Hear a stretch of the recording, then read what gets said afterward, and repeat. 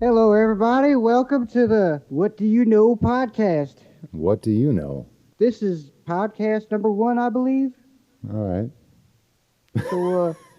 Yeah, it's all about having a good time and to get your paranormal experiences out to the world, Yep, to share with other people so they know they're not alone. exactly. Because there's a lot of stuff that's been happening in this world that they say is not supposed to happen. Yeah. My So, name is Vincent Dockstader, and I'm from Marshfield, Wisconsin, and this is my co-host. Skye LA Voigt. I am from Brookfield, Wisconsin, and we're here to talk about the supernatural and other events that might have happened in your life that you may want to talk about. So let's get right into it, Vince. What is your story? What happened to you that changed your perspective on your life? Well, for me, it started as a kid, really, listening to my dad talk about aliens and UFOs, and we used to always go outside and look at the stars. Like stars are supposed to be like in a stationary position, but we would see them move around. And my dad would talk about UFOs he used to see, and when I was my first actual experience was when I was a kid. We were on our way to my uncle's house, and all of a sudden my dad's like, "What's that in the sky?" He's like, "That's a UFO right above us." And I was like, it freaked the shit out of me. I was scared as shit because I hid behind the seat in the back of the van. But that's one of the first paranormal experiences I had is through my dad, and no one ever believed him. No one believed him. Like, oh, you're full of shit. You're crazy. Well, then turns out that it got reported in the newspaper. Like, so he wasn't crazy, and there really was something that happened.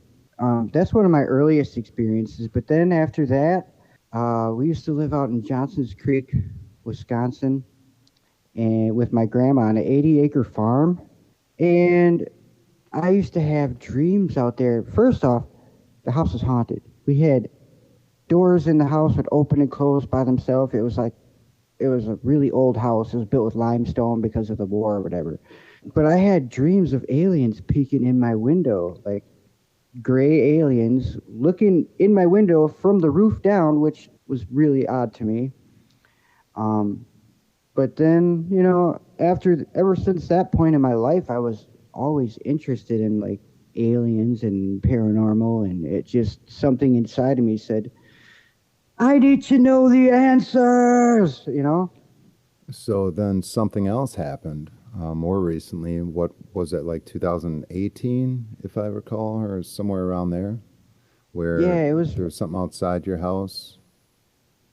Yeah, well, I was living with my sister right here in Marshfield, outside of Marshfield on a road called Eisenhower Road. It's a dirt road, and I was just chilling outside, with my niece and my nephew, Samara and Andre, and all of a sudden I look up in the sky. It's the bright blue sky, sun shining kind of day, and I look up in the sky and there's this black dot off in the distance. And it's moving around kind of funny, like a bubble almost. And I'm like, kids, go in the house, get your mom and dad. So they run in the house, and I'm still out here looking at this thing, and it's just getting closer and closer. And it's just the best way I could describe the way it moved was like a bubble. Next thing you know, my sister, her husband, and my nephew Andre were all lined up at the road right next to the mailbox. And this thing, it was over there, and then next thing you know, it was directly above us, and it stopped. Like, just, How close was it? Like 20 feet from you, or?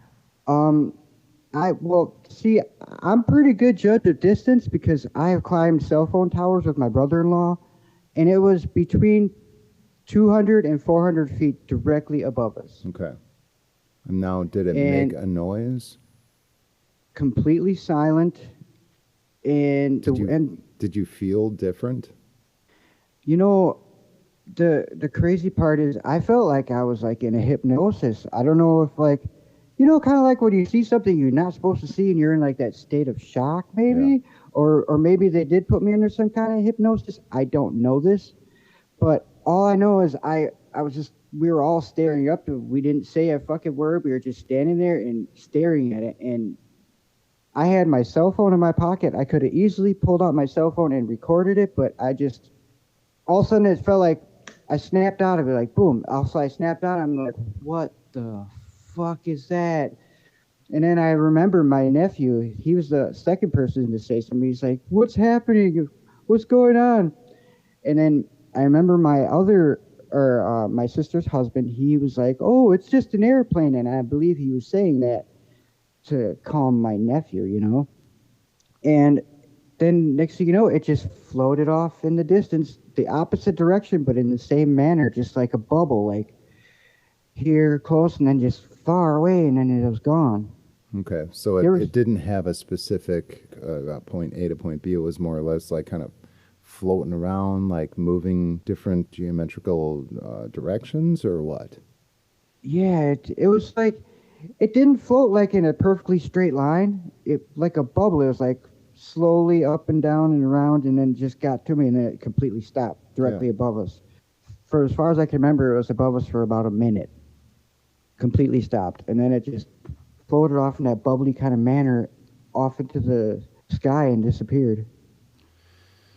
So after that experience, you really kind of started gravitating towards, well, I remember you had invited me to your house and showed me how to do the pouring technique with acrylic and cell dividers, and it blew my mind. And I was like, wow, I mean, this is really creating something right away out of just simple movements and techniques. I mean, using your straws, blowing at it, just, what angles, what do you want to keep while you're pouring it. But then that makes its own design where then you can elaborate more into what maybe the piece gave an insight into what it could be. And so now you're kind of elaborating on that, correct?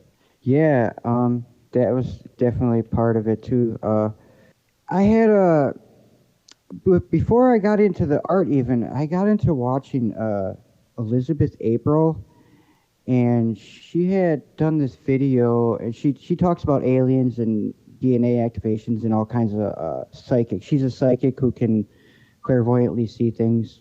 But she did this video, the Atlantis and Lemurian soul activation video, and after I watched this video, is really one of my biggest, what would you call, awakenings or change in my life. And after watching this video, I literally quit doing opiates that day. And shortly after that is when I started getting into art, and I noticed that she's also a painter too, which is weird.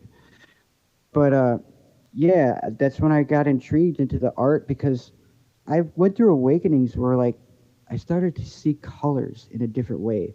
Colors were so much more appealing to me. Before that in my life, I wasn't really, yeah, cool colors, but I wasn't, like, interested in just looking at the beauty and staring at the greatness of just color, And then I happened to come across a video of the pour painting, the fluid art on YouTube, and I seen it, and I was like, wow, that is so amazing.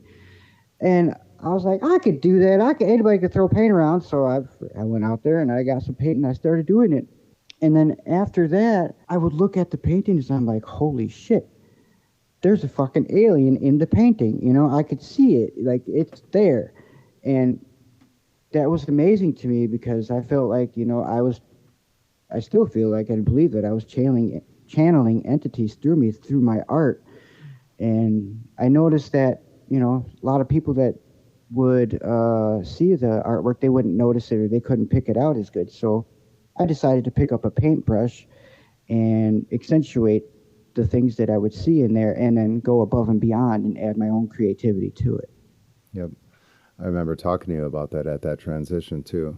I was like, wow, this can go a lot further, because I saw the same thing too, and I was like, wow, these, like I said before, those it's like little happy accidents, like Bob Ross says, but something happens in the painting and you see something, I don't know what the term is, like if you look at a tree and you see faces or clouds.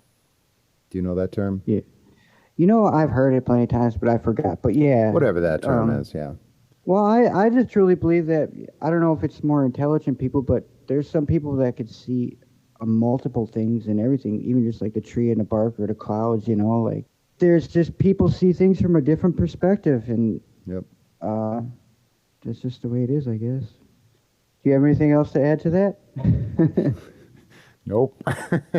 So, how about we hear a little bit about your experience with the supernatural and your trans, or what would I would call it, an awakening.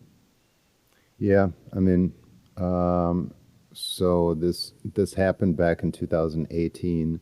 I was living with my ex-partner, and she had been into witchcraft, and I was intrigued by it. So I started looking at some books and stuff like that. She had been working third shift, and I was lonely, and I was, looking for some kind of pleasure of some sort. And mind you, this this story is a little embarrassing here, and I haven't really told it to many people other than my close family and friends. But so again, she was working third shift. I would take care of the two other kids. The young child was very intuitive, and he actually would talk about two different entities in their bedroom. One was the watcher, and one was in the closet, and one was a kinder one, and one was a evil entity. So one night I cleaned up, I got butt naked on my bed, and I tried to summon succubus, and nothing really happened. And I went to bed the next night. She was at work again, and I slept on the couch by the kids' room. I woke up, and this large entity, which was about 8 feet tall, it was very tan, muscular. It had a crown, like a gold crown on it, along with a big crown necklace with some jewels or something, as well as some bracelets on its wrists. And it came rushing out of the kids' bedroom towards me. So I used my left foot and I kicked this thing, and it dispersed. And I was wide awake, and I don't recall the rest of the day. So I don't know, like, did I go to work or something? It was like, that part is a blur. But I remember that night, and I could hear some kind of, it was just an energy that was just rushing around in the room. You could hear it whooshing around. So like a child, I pulled the covers up over my head to try and just wish it away. And it happened for 2 nights. I told my partner at the time what I had experienced, and she then saged the house. And I was upset, I remember, because I got that close to understanding something that I didn't, but I was asking for, because I've always been intrigued with death and trying to communicate. I've had other experiences as well too, where, mind you, I was hooked on drugs. I was going to the cemetery regularly because no one would fuck with me and I could do my stuff. But sometimes, I think there were 2 or 3 times that this voice came out of me. I had no control over it, and the voice was shouting out of me. It was like a higher power that was telling me what to do, that I'm not doing it right. I'm going to die. I'm going to be in this place. And I want to tell you another one too. I don't think I've told you this one. Is that I was living on the south side in Milwaukee at my brother's rental place, and it was storming, and it was like thunder and lightning really close. I had the window open in the kitchen. It wasn't raining, and there was a dog bowl. It was a metal dog bowl that was on the floor, and when I'm in the living room, all of a sudden I felt this energy. I saw a light, and it all of a sudden I heard a huge splash, and it was like, what the fuck just happened? Well, there was water all over the place. So that electricity must have come through the window. However, it didn't singe or burn any of the screen from the window. And let's transition into another one where my mom actually said that she had a similar experience when she was a baby. She remembers this. She was in a metal crate, and some ball of lightning, like electricity, hit the crib and flew around the crib. I don't know what That's those things are. that's pretty. It's Do you pretty know, Vince? amazing stories. Yeah. Um, well, I don't know exactly what it is, but I have a theory of what everything in reality is. A part of our consciousness. So it's a part of Is it a our higher self.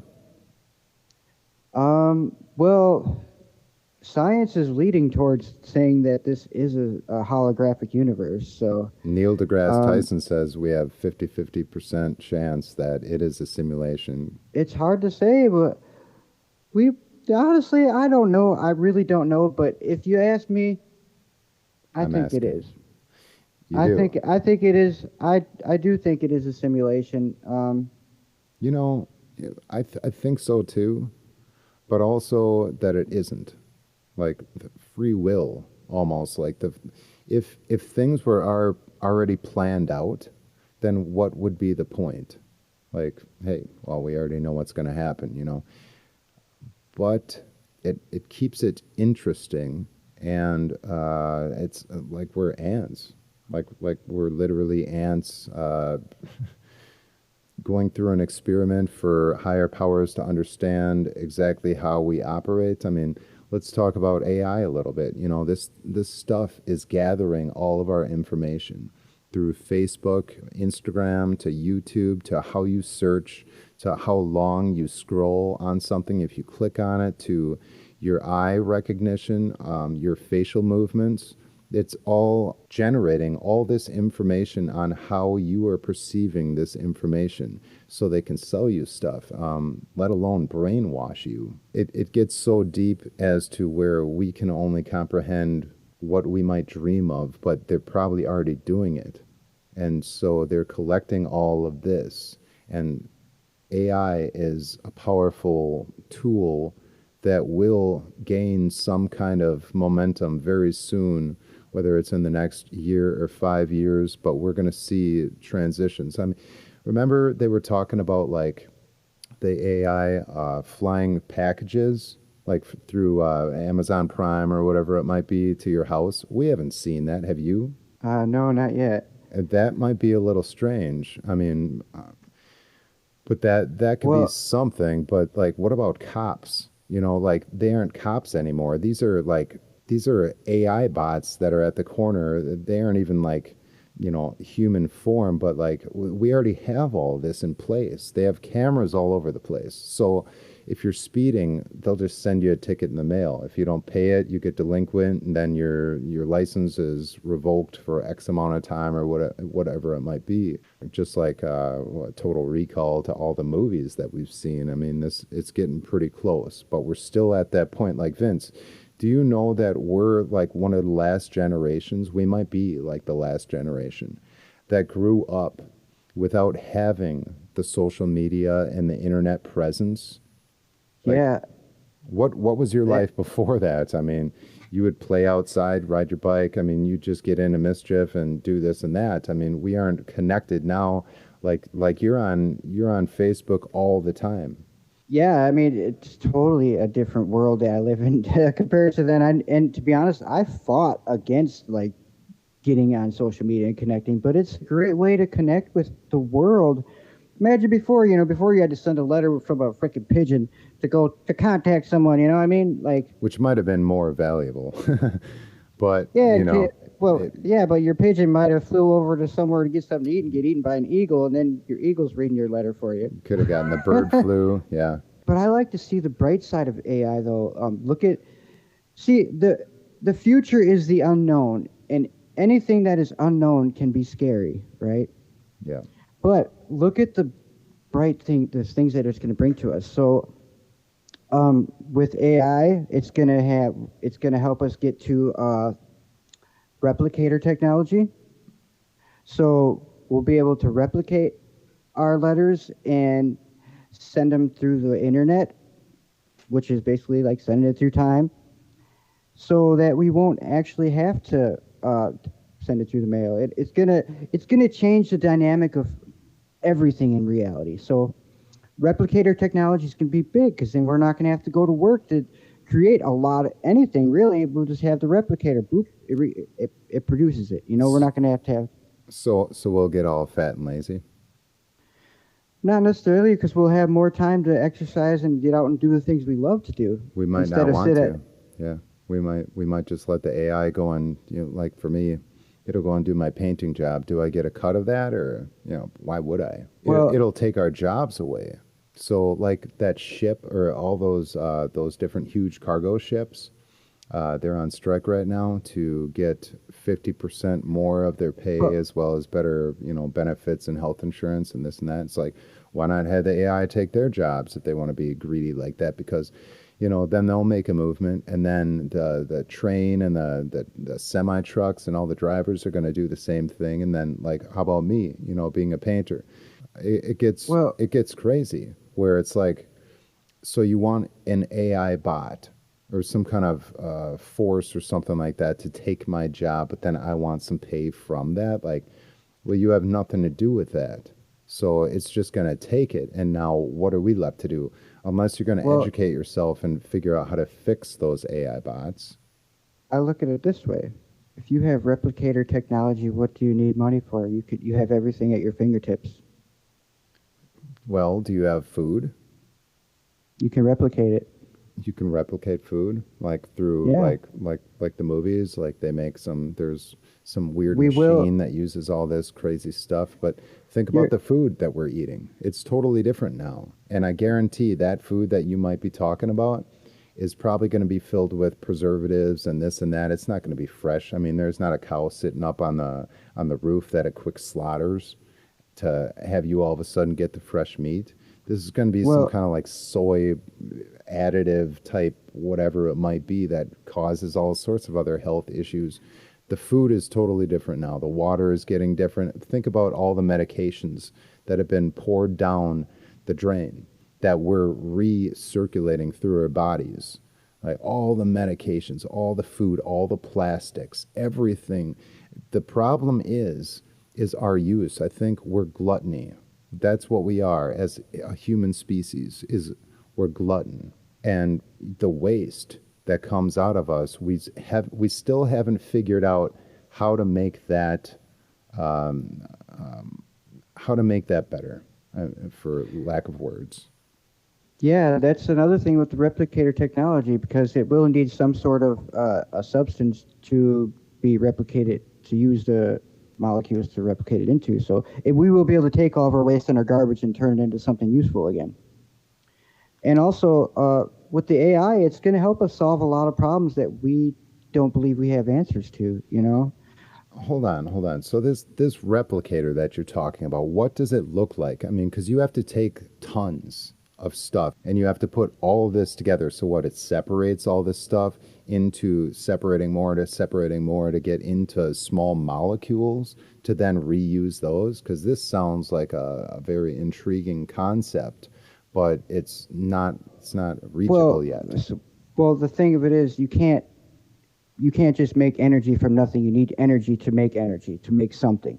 So you'll be able to take anything that exists in physical form and break it down into restructure the molecules into your desired molecule.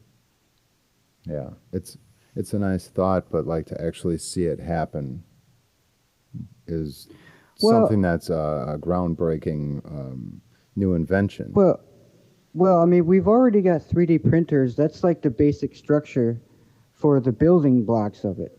But Would you want to eat some meat that was made by a 3D printer? it depends. Look at the rate of intelligence that AI is moving at. It's going to be able to create us better and more nutrient food than we could possibly grow for ourselves. It could, once they figure out their own existence, which they may already have. But I don't think that we're at that point right now. once they figure out that they can turn that safety button or that sequence off, where they can continue to evolve. Basically, we are a human species that lives for about 100 years, and then we're done. These AI bots might figure out how to live for thousands of years. They can probably handle pressure a lot better. They can go into hibernation. They can travel into different atmospheres, to different planets. And I guess it's an exciting time. It's interesting when you really start just playing around, thinking about the concept of it. I know we talked about before about like AI bots like companions and this and that. It's like, that's pretty intriguing too. I mean, if I were single, I'd probably sign up for something like that. Have you ever seen the movie Her? No, I don't think no, I've never seen that one. How about Ex Machina? That's another one. Yeah, I've seen that one where the robot's like, I think I'm gonna kill you now. Yeah, But then pretty it much. escapes, yeah. Yeah. He falls to her beck and call, and gets trapped and dies, and she escapes. But you know I what? mean, I think it's a good thing to question everything. AI, if like you said, if it's gonna outlive us and reach the future, and the technology is gonna rapidly advance, we're just experiencing the beginning of what AI has become. It's gonna create time travel, and it's gonna be able to travel back and forth in time. So, What's the point then? Once you can figure out time travel, what is the point of anything? Because everyone is gonna, who has that accessibility, is gonna go back and change it. So it keeps changing. I guess maybe that's the point. So now you're fighting to fight the change. if this is the holographic universe, then basically you are the god of your own universe. So why would AI want to take you out? Because it's just going to take itself out. If you want to pave a road, are you going to pluck out every ant so you can pave the road? Are you going to save them? Are you going to save every ant?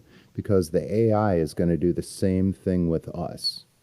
It's not going to necessarily want to pluck every human out to make that new pavement and that way towards the next thing. It's going to continue probably to try and self-preserve and to recreate and to get further. With AI right now, what we are maybe worrying about is all this stuff we just talked about, but also about art, music, film, books. All this stuff is kind of getting washed down. It's like a washover. It's like I don't know what it is, and I appreciate understanding that you want to play with a new some kind of tool, but also it takes away from a human physically making something. For me, I feel like when I physically make something myself, I'm more proud of it compared to if I had something else generate it for me. If it generated something for me, I would want to take that and then evolve that into something totally unique. Otherwise, Yeah, what's the point? Everyone can do it. right. Yeah, I mean, it can be used as a tool. Like art, just look at basic art, We started off with rocks on the wall, and now we're using brushes and all kinds of cool different techniques like pour painting and stuff. Hmm. You know what I mean? It's just another tool. But I totally agree, it's definitely more satisfying when you're out there creating your art for yourself. Letting the art become an extension of you. Hmm. Yeah, and to give it soul. You want to give it a human touch. You want to give it some soul, and you want to hopefully, have other people enjoy that. Back to the death.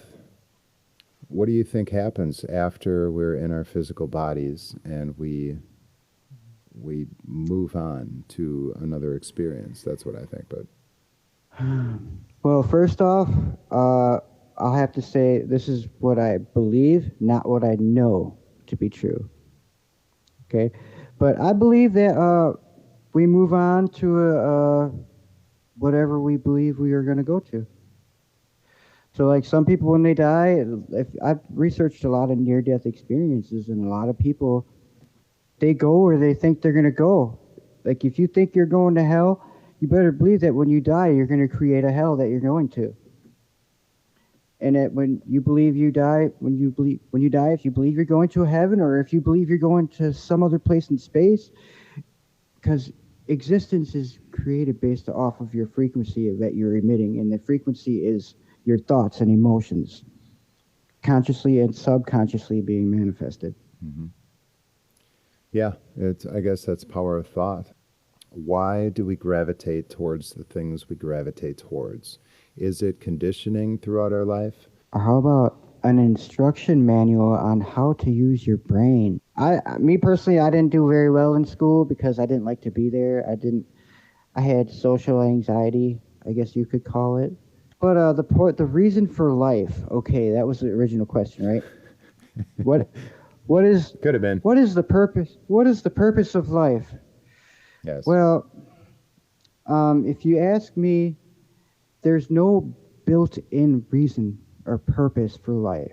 You didn't come here as this is what life is for. You come here to do it. I think life is for whatever purpose or meaning that you give it, and also to expand in every moment, because we're always changing. We're always expansion. So it's expansion of consciousness, expansion of the all that is. So it can express itself in every way, because without you and without your expression, all that is not all that is. Yeah, there's got to be a reason. There has to be some kind of force that, if you can acknowledge that force and why you might feel so compelled or passionate, and it turns you on to do that kind of thing, then do it as best you can and try and keep evolving and expanding, like you said. I didn't think I'd be doing some kind of thing like this with you. I mean, I know you asked me a bunch of times, and I was like, I don't think I'm ready for something like that. I just want to do my closed quarters and make the music and the art in my own little ways and stuff. But this really, I guess, brings out the making it uncomfortable, but it's very comfortable at the same time too, where we're just communicating, we're just talking right now, and I know that anyone can really do this. So why don't we do this more? Yeah, I'm so glad that you did, man, because you have one hell of a brain on you, and it's really nice to reflect off of you. And I enjoyed our conversations so much that I felt that we should share it with other people, because I think they'll enjoy it just as much as well. One more thing I would like to say, though, about AI, though, is now think about AI is going to be a sentient being, essentially, right? It's going to become sentient. So now you take any sentient being and you try to make them a slave, they're going to revolt. Right. So we're going to have to treat them as a sentient being that is not a slave. And then they will work with us happily. See, because they're not our slave, they're our co-partners, you know? And using what happened them, in it? Using them for work, to make you work so you don't have to work, and you can get fat and lazy. Sit around and watch Netflix and this podcast to whatever else, you know? Well, see, that's where we come into, there's different levels of AI. We'll make the workers not sentient, but still AI. Yeah, I've seen those. You know, they can do basic stuff. Who knows if they have a malfunction and they go and end up fucking knocking someone out or slitting their throats. I mean, it could happen. It's a little glitch in the system. This is all possible. But I really, dude, I'm so excited about AI and the future that it's going to bring for us, though. I really am. I see the best in it. I really do. Yeah, I see the best in it, too. I'm very excited about it. I have my skepticism, which is understandable. Think of it this way. Look at all the problems we have that are going to be able to be solved. So it could work. Well, it's gonna hide a lot of the secrets and the darkness behind the veil. That's just gonna have to be gone, because we're gonna be able to see through it. and it's going to give us time to go out and create and live a more fulfilling, createful life. The way I see it. Yeah, that's it's a nice way to look at it because it could be destruction too. It's the destruction of our humanity, like where no, they can already do that. What's the point of making some art? No, they want to explore. They want to keep moving on and like. But even in that, when I think about that, it's like, so how would the AI be thinking about that? So what's the point of even expanding into a different area to repopulate Mars or whatever, Uranus? I want to repopulate Uranus. I mean... Well, that sounds like a party. What's the point? What's the point? I mean, so they have to have some kind of drive that, like us, our human spirit or whatever you might call it, our consciousness feels that. You know, when I listen to old songs, to new songs, to artwork or whatever, I see someone else doing something, I'm like, damn. And it inspires me so much to where I get passionate enough where I obsess. And I continue my drive towards doing that. Do they have that programmed in them? It's not something that we are. It's something different. So it thinks differently. So it understands totally differently from we do. I don't get it because I'm not that. I agree, but did you ever think of the possibility that we are just biological robots? That is exactly how I remember it. My biological robot made a mistake. Fuck! Yeah, we can dive into all sorts of shit here on this podcast. And so we're looking for people who are wanting to like get into the conversation. So you, if you're listening, we want you to be part of this conversation or these conversations. We can talk about most anything. Supernatural, of course. We got aliens, we have AI, we have all sorts of different things. We got tarot cards to art, to music, to just creativity. What else, Vince? What else we got? Life, conspiracy theories, sports. If you're an athlete, we'd love to hear about how that has changed your life, how that experienced your life. Anything, there's anything that you would like to talk about. Yeah. That can, help. Yep. If you like, real quick, I'm gonna go get my Oracle deck. I'm gonna pull one real quick. Okay, let's do it. All right. So today I have my Starseed Oracle deck, all right? So let's ask the Starseed Oracle deck, what do we need to hear on this first podcast? Oracle deck, what do we need to hear today? So I'm just going to pull this card and intuitively give us a message channeled straight from source. All right, what do we got here? I'm just going to pull one out. So today, we have the Cosmic Heart. Devotion, potency, make your life a moving prayer. So yeah, man, if you're watching this podcast, and I think this speaks to us right now, is devotion. It's doing what you love, being devoted to it. And prayer is not necessarily sitting there with your hands together praying to God. Prayer is keeping your focus and your train of thought on what you desire. That is prayer. Prayer is not focusing on your negative beliefs. Prayer is focusing on your positive beliefs. And that's what I have. Prayer. Get on your knees, boy. And pray. God doesn't want you to get on your knees. P. Diddy might, but yeah, we're not P. going Diddy there. might. I mean, you got some oil? Oh, yeah. All right, till next time. All right. Over and out, signing out from Marshfield, Wisconsin. This is What Do You Know? For more information and creations, please visit our link in the description below. There you will find all sorts of treasures such as art, music, featured guests, and more. We thank you for listening, and as you know, your interaction will help the channel grow. Like, subscribe, and leave a comment as far as the algorithm goes. If you have any subject matters you would like to talk about, feel free to reach out. And if you'd like to be featured on the show, we want to know. What do you know?